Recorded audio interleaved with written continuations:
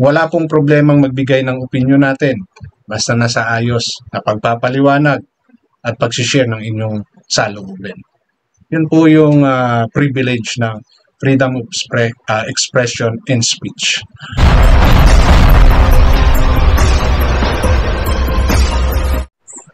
So eto na, unti-unti nang lumilinaw itong kasong ito ni Storya ni Juan Official. No? Kasi nga masyado siyang nadiin doon sa ginawa niyang reaction.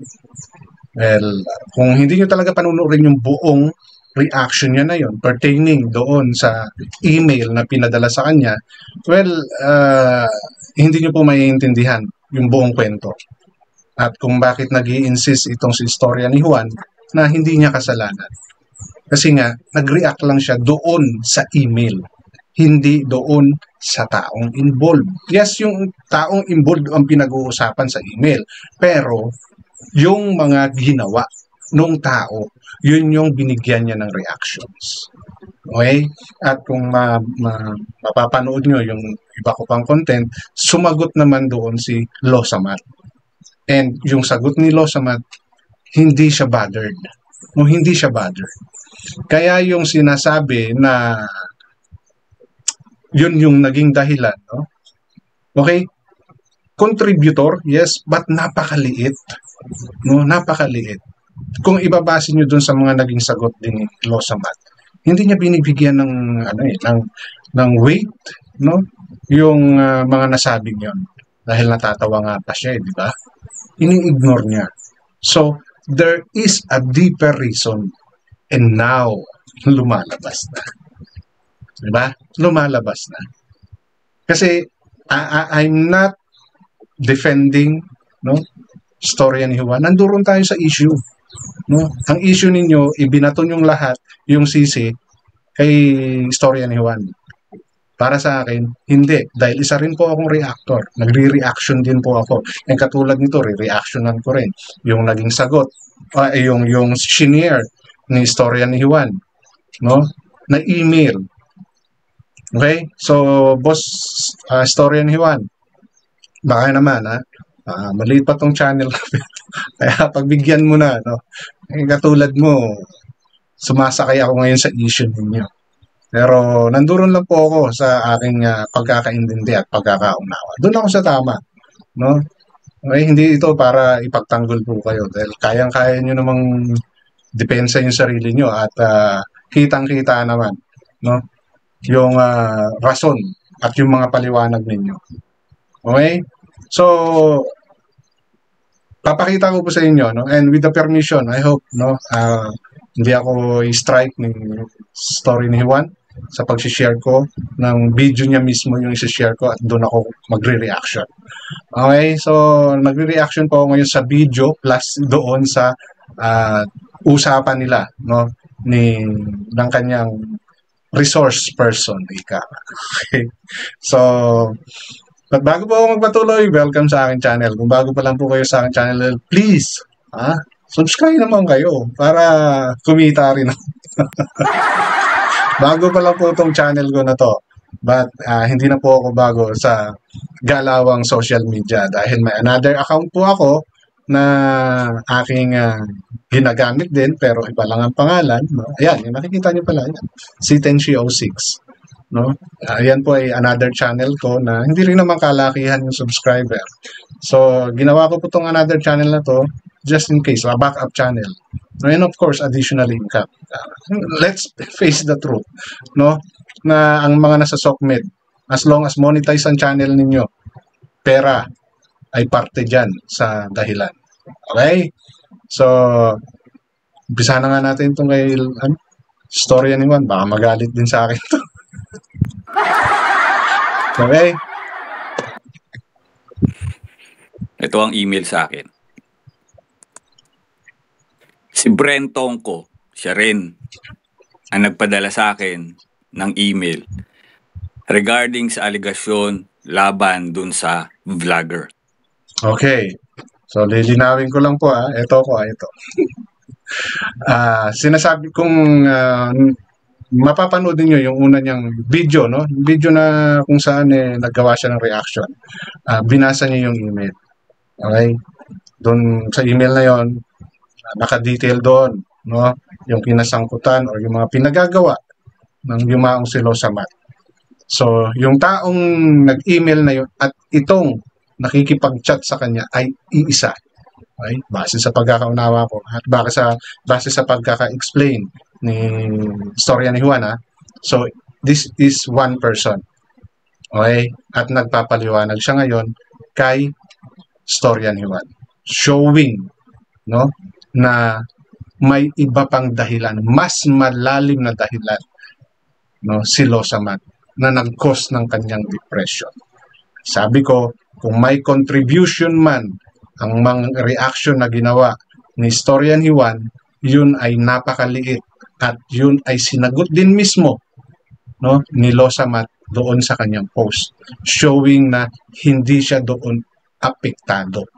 Iba yung totoong rason ng kanyang depression at hindi itong ginawang reaction ni storya ni Juan. Okay? So, allow me to continue. Siya din po ngayon ang nag-email sa akin. June 10, alas 2 ng madaling araw. 2 days ago lang. Nagpadala siya ng email at sinasabi niya, magandang umaga, bossing. Siyuta, tinawag mo pa akong bossing. Huwag po kayo maapektuhan sa mga comments at bashing. Sabi ng magaling, putang ina. Huwag maapektuhan. Ako nga ang pinagbibintangan. Gago. Ha? Ito ang sinabi niya sa mga sumunod. Alam ng mga malalap. So, yan na po. No? Yan yung email. I will try to capture bigger picture, no, para isama ko, no, sa magiging thumbnail ko. Okay, para doon pa lang malaman na ninyo kung ano yung buod ng, kung ano yung kwento ng email na yan, ha? Kapit na kaibigan ni Noy. Noy, yung vlogger. Ang katotohanan at pinili na lang manahimik dahil baka hindi matanggap ng pamilya kung malalaman pa ang katotohanan. Unang-una, bossing, hindi yung dahilan ni Wasim issue. Alam mo ba na nag-usap at pinabalik? So, okay, for clarification, yung Wasim ay yung bagong kumpanyang nilipatan ni Losamat.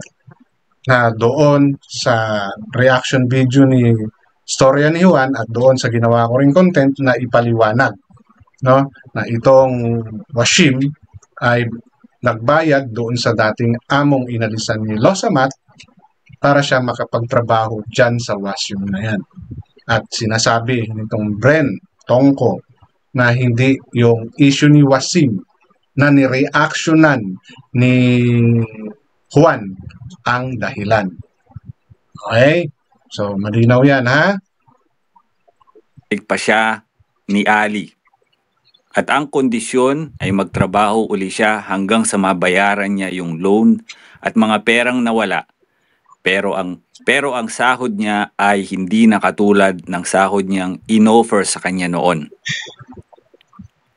Ang pagkakaintindi ko sa offer sa kanya is kalahati ng sahod na lang ang ibibigay at sa company accommodation na siya. Pero nag-refuse pa rin si Noy sa arrangement na ganon. Hindi ko na lang masabi sa iyo ang tunay na dahilan para na rin sa katahimikan ng pamilya at ang kanyang kaluluwa. Totoo yung may video siya at yung nagpa-check up siya at may na-discovery siya. Yun lang po, bossing, ang masasabi ko. Kahit ano pa ang dahilan, wala tayong karapatan na kitilin natin ang buhay natin kung may takot tayo sa Diyos. Hindi dahilan ang pagkakamatay o sinasabing mental depression para magpakamatay. At higit sa lahat, hindi yung issue ni Wasim ang dahilan. Dahil in terms of depression, okay, nasasabi natin yan kasi wala tayo sa sitwasyon na 'yon, no? Wala tayo sa sitwasyon na 'yon kasi hindi natin alam kung paano ina-approach ng isang tao yung nararamdaman niya, yung depression na sinasabi niya, no? Madali nating sabihin 'yan, no? Kaya lang ang problema is how we handle it. Kasi magkakaiba tayo ng pamamaraan ng pag-handle. Magkakaiba tayo ng pamamaraan kung paano mag-isip. Oo, bawal, masama. Hindi mo dapat ginagawa 'yan, yung kunin yung sarili mong buhay or manakit ka or pumatay ka ng ibang tao. Wala tayong karapatan sa mga ganyang bagay. Pero yun na nga, katulad ng sinasabi ko, especially sa depression, we have different way of coping, no? And masama talaga yun. So, yung mga taong nakakadanas nito, no, accept sa sarili ninyo na there's something wrong or you need help. Yun yung pinaka-the best, no? Tanggapin nyo sa sarili nyo na may problema kayo at maaaring hindi nyo kayanin. At lagi nyo pong tatandaan na hindi po masamang humingi ng tulong at umamin kung hindi nyo na kaya. No? Lagi po nating tatandaan yan. Kung alam nyong hindi nyo na kaya, huwag po kayong matakot, mahiya, no? Na kailangan nyo ng tulong. Yun yung number 1 na nagiging problema ng mga taong, para sa akin, no, medyo nasa ganitong stage, no, the acceptance ng mga nangyari sa kanila at yung hiya or takot nila na baka sila ay husgahan. Okay? So, tulad na sinasabi ko, depression, we have different approach. So, yun yung pinakamahalaga. Tanggapin ninyo sa sarili ninyo na nagkamali kayo. Yun yung unang-unang dapat gawin. Then, seek advice dun sa mga taong mapagkakatiwalaan ninyo. Ito po ay akin lamang opinion, no, na maaaring iba sa inyong iniisip. At binigyan pa siya ng chance para ayusin niya. May mas malalim na dahilan at yung video at yung pagpapa-check up niya, i-private na lang natin ito pero okay lang kung gusto mo i-public. Sunod, nagpadala pa siya same day. Sabi niya, yung sinasabi ko sa iyo na dahilan ng malalim niyang depresyon, bossing, pwede ito na lang i-private mo kasi para na rin sa pamilya. Pero palagay ko, alam na din ng pamilya. Pinakikiusap lang ng kaibigan ko na nagbigay ng impormasyon na huwag na lang sabihin ang dahilan ng malalim na depresyon. Pero ito ay natataon. Okay, wait. So, itong si Brent Tongko, no, mayroon ding kinunan ng informations. So, ibig sabihin, hindi siya yung first hand sa information. Narinig niyo sa sinabi ni Juan, di ba?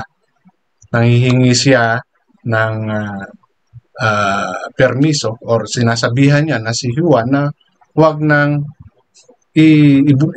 ibunyag pa or huwag nang sabihin pa dahil to protect yung taong kinausap niya with regards diyan sa sinasabing deeper issue ni Losamat. So, from Brent Tongko, may pinanggalingan pang source doon sa malalim na dahilan ng nangyari kay Losamat. Ay, nililinaw ko lang po. At isang maalarma na usapin sa Pilipinas ngayon na issue na tumataas. Yun ang dahilan ng mas malalim na depresyon. Alam mo na yun. Alam mo na kung ano yun, bossing. Sa email na ito, nagsumagot din ako. Sabi ko, bakit hindi kayo magsiwalat niyan? Pamilya ko ang apektado dito. Sinabi ko ba na ako na hihingi ng pabor? Please, pakilinis ang pangalan ko sa social media. Ang sabi niya, wala daw siyang social media, wala man daw siyang paraan para ibigay ang public awareness at ang Facebook niya is maliit lang daw ang friend niya. So, hindi naman mapapansin kung magpo-post siya. Okay. So reactionan lang natin yung sinabing yun ni Brent Tongko. No? Ito po ay naging mainit na usapin dyan sa Middle East. No? Hanggang sa makarating dito sa Pilipinas at sa ibang bansa pa. Hindi man agad-agad no mapapansin yung post halimbawa ni Brent Tongko dahil maliit nga lang daw siya na followers ang kanya sa Facebook at wala ata siyang YouTube, no? Pero ito ay napag-uusapan na for sure, no? Babalik at babalik kung yan ay iyong pinost. At pwede mo namang i-revamp or i-recall uli, di ba? Ngayong just in case na napag-usapan, ganitong napag-uusapan na no? So there's a way, maraming way, no? Na para itong si Brent Tongko talaga yung magsiwalat nito. But hindi siya ganun siguro ka lalim mag-isip or maybe umiiwas din siya. Kaya lang, hindi na siya makakaiwas dahil ngayon, ito, nilabas ni storya ni Juan na dapat private lang to. Conversation nila to eh. Pero nilabas ni Juan. Kasi, maybe, no? Maybe. Kasi nabanggit naman ni Juan na affected din yung family niya eh. Diba, maaaring siya hindi affected, pero yung family niya affected. Kaya niya nasabi yung mga bagay na yan. No? Pero, since kasi pumutok na to, dapat binigyan din ng awareness no ni storya ni Juan yung mga kamag-anak niya involved, and there's nothing to worry naman dahil wala naman siyang ginawa na ikinasama ng taong mamayapa diba? Reaction yung kanya. But okay, since hindi natin alam kung paano magre-react yung mga kamag-anak natin once na na-involved tayo, diba? So nasa sa atin yung kung paano natin may make sure sa kanila na there's nothing to worry. Kasi kung tama naman yung mga sinabi mo, hindi natin maiiwasan na may mga tao talagang makikitid ang utak na kung ano yung nabasa narinig nila, yun na kagad. Hindi sila nagdidig deeper in understanding the whole story. No? Actually, yung mga nagre-react na against kay storya ni Juan, ito yung masasabi kung hindi pinanood talaga yung buong video. No, kung ang pinanood ay yung mga splices lang or yung mga edited lang, no, na nakuha lang nila sa ibang vloggers o sa ibang social media content creator, mahirap po 'yun, no? So para doon po sa mga manunood or nanonood or mahilig sa mga ganitong issue, try to dig deeper. Kung mayroon man kayong nakitang mga videos, no, at may ikli lang 'yon at alam ninyo na may kulang sa information, alamin nyo muna yung buong istorya. Okay? So yun yung nakikita ko yung karamihan na nagkomento or nagalit or nainis kay istorya ni Juan, hindi napanood yung buong video. No? Hindi ninyo inintindi. Hindi nyo inanalyze. Hindi kayo gumamit ng critical thinking. No? Gumamit lang kayo ng pagiging marites. No? At saka doon sa naging reaction ng mga taong nakapanood na nun.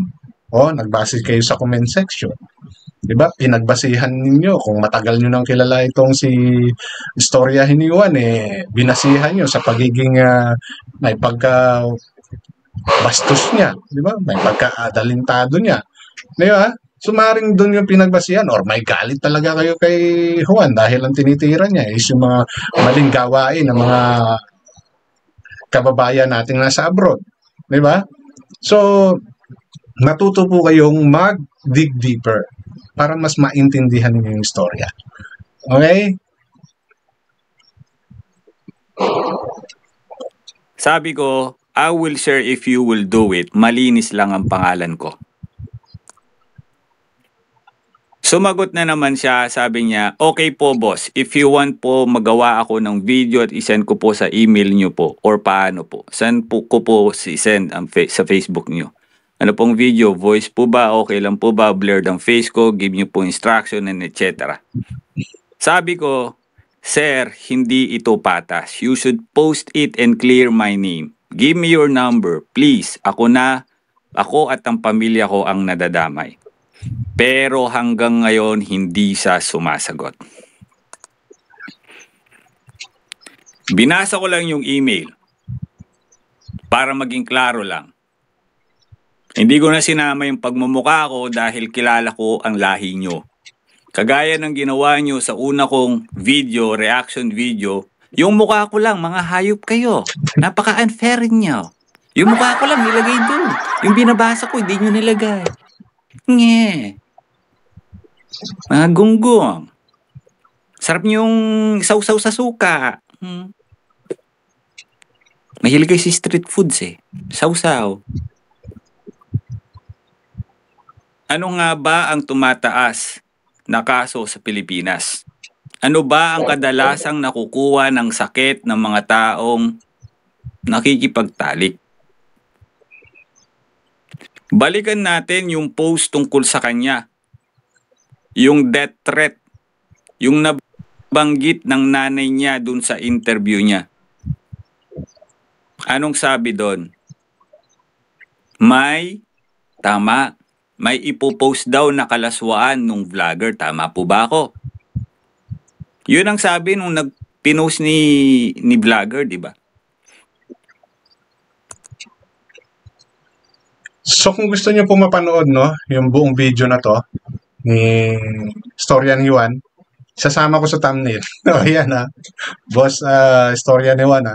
Kasama ko sa thumbnail. Kasi parang doon sa thumbnail din mismo, I'm not sure no kung yun ba yung mukha nung Brentong ko. Okay? Kasi actually hindi pa nabibigyan ng permiso si Storya ni Juan eh. Pero nireactionan niya na at shinare niya na no, sa atin yung usapan nila nung Brentong ko. Okay?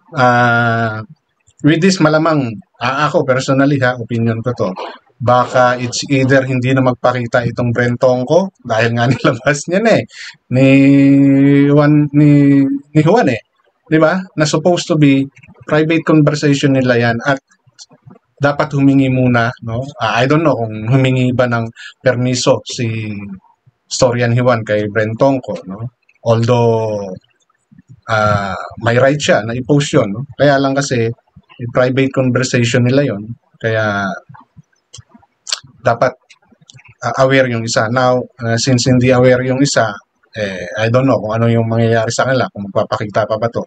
And katulad ng sinabi ko, hindi ko alam kung yung picture no na nandito sa thumbnail ni Juan yung Brentong ko ba yun no? So for those na makakapanood at magko-comment dito, please correct me if I'm wrong. Okay? Correct me if I'm wrong. So ngayon, dito sa mga sinasabi ni Juan, di ba? Kasi may interview sa nanay niya sa nanay ni nung namayapa, and I will try my best na ma-reactionan ko rin yan. Okay? Na may problema talaga si Losamat. At yun ay pinost din ni Losamat. Na yung tao, no, na vlogger daw yun. I don't know, hindi na makita yung account niya. I'm not sure kung hindi ko pa masyadong na-search. So may mga nagsasabi na hindi na rin makita yung account ng vlogger na yan na nagbanta no na may ilalabas siya na something about kay Losamat. So yun actually yung main reason kung bakit nagawa ni Losamat yun. It's not because of the reaction video or reaction sa email na ginawa ni Juan. Hindi yun yung pinaka-reason. No? Katulad ng sinabi ko, sinagot din yun ni Losamat. So dito lumalabas talaga na hindi reaction or yung video ginawa ni Storya ni Juan ang main reason. So the main reason is, yun nga, mayroong pwedeng isiwalat yung vlogger na yon, kung vlogger man siya, no? Kasi may convo may usapan na mayroon siyang ilalabas at pinatunayan din yan ng Brentong ko na totoo yung sinasabing isisiwalat na video. So, kung ano man yung masa video na yon, kayo na ang mag-isip. Diba?